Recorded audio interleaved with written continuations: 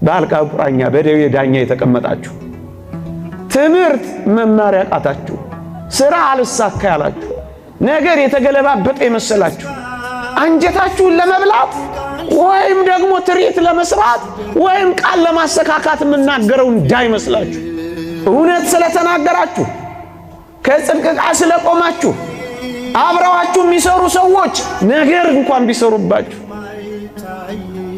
ደስ ይበላችሁ።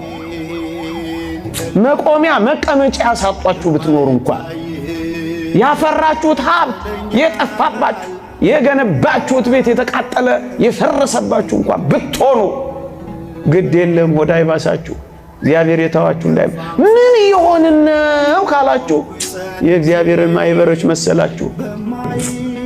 ታዲያ ይሄ ነገር በጣም ሊያስመረረን በጣም ሊያስከፋል በጣም ወር ሊያስብሰን ወዮ ጠፋን ሊያስብለን ይገባል? አይገባም።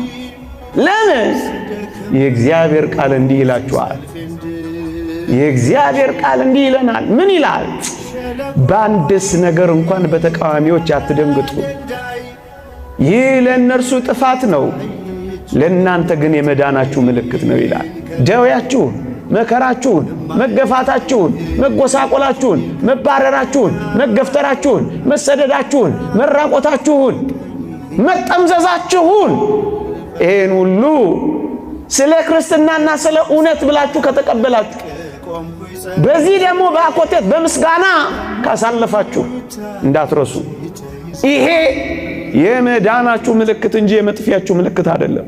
መከራ መቀበል መተው መከራ መቀበል ሃይማኖት የለሽነት እንዳይመስላችሁ እና ምንድነው ከፍ ብለን የምናውለበልበው የመዳናችን ምልክት እየቀረበ እንደመጣ እንድናስተውል ነው።